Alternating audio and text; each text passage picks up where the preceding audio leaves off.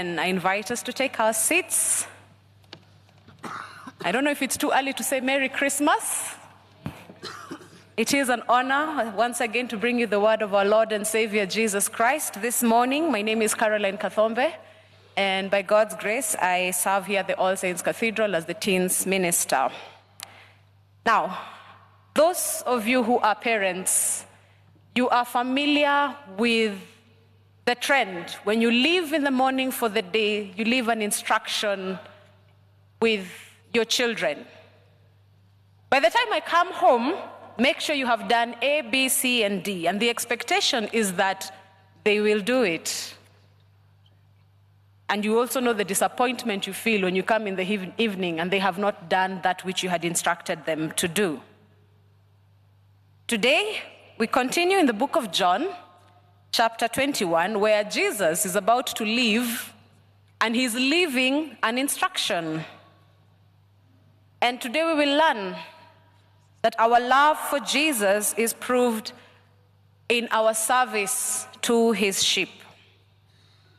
In the gospel that has been read this morning, John 21:15-17, we see Jesus having a conversation with Peter. Recall in Matthew 16:18, Peter is the same disciple about whom Jesus had said, "Upon this rock I shall build my church." And now here he is giving an instruction to Peter, "Take care of my sheep." 3 times Jesus asks Peter, "Simon, son of John, do you love me?" 3 times Peter says, "Yes, Lord, you know I love you." 3 times Jesus says, "Feed my lambs, take care of my sheep, feed my sheep, tend to those who are my flock." In this way, Jesus emphasizes that if you love me, you will love those whom I love. If we love Jesus, then we will love those whom he loves. And how do we show our love for those whom he loves? We do it by serving them. The Apostle Paul sets us an example, as is recorded in the book of Acts, chapter 20. What do we learn this morning from Paul? 3 things. Number 1, service should be evident in our everyday life. In his speech in Acts 20:17-24, Paul begins with the words, "You know," which shows his audience were actually witnesses, eyewitnesses to how he lived his life, selflessly serving others by bringing the gospel of Jesus to them. And the question I have for us this morning is, do people know that you serve the Lord? Is your service evident in the way you live your everyday life? Second thing we learn from Paul about serving others is that service requires us to surrender to the Holy Spirit.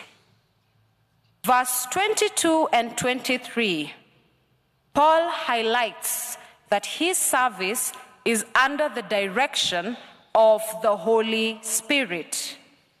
Even though jail and suffering lie ahead.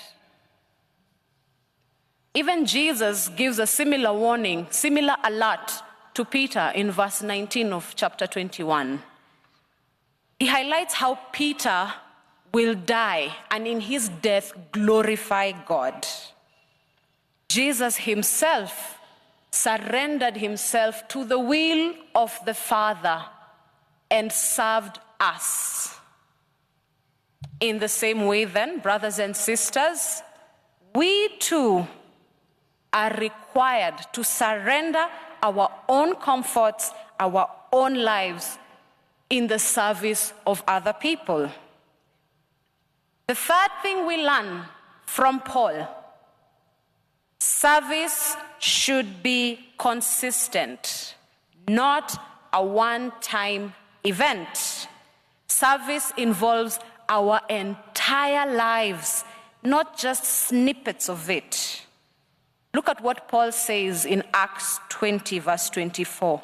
My life is worth nothing to me unless I use it for finishing the work assigned to me by the Lord Jesus, the work of telling others the good news about the wonderful grace of God.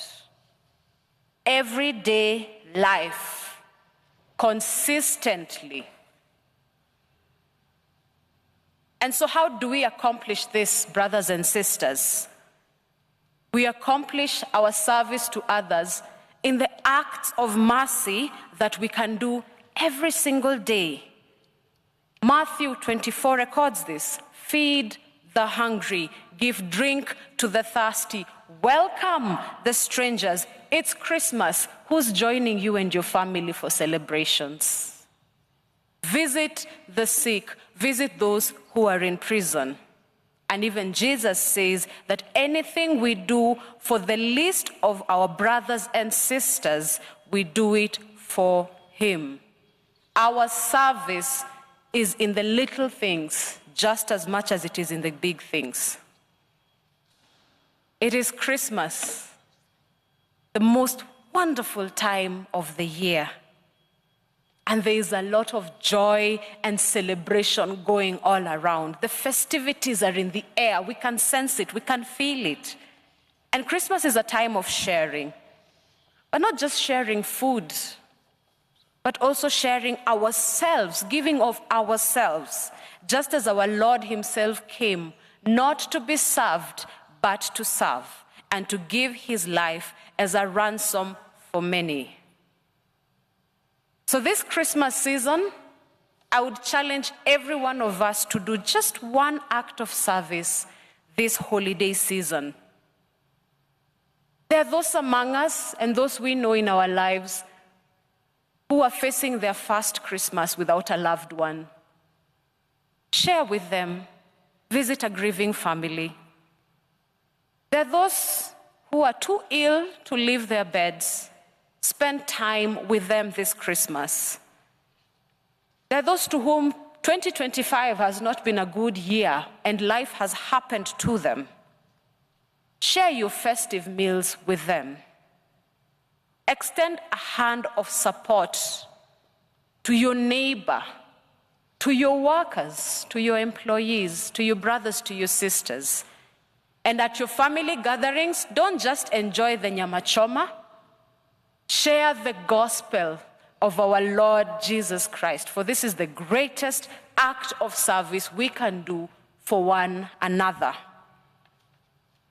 Jesus tells us in John 14, verse 15, that if you love me, keep my commandments.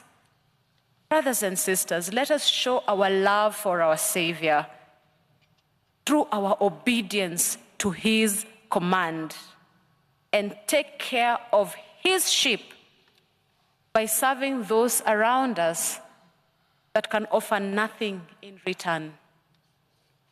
And this is our challenge to you. I share this in the name of the Father, of the Son, and of the Holy Spirit. Amen.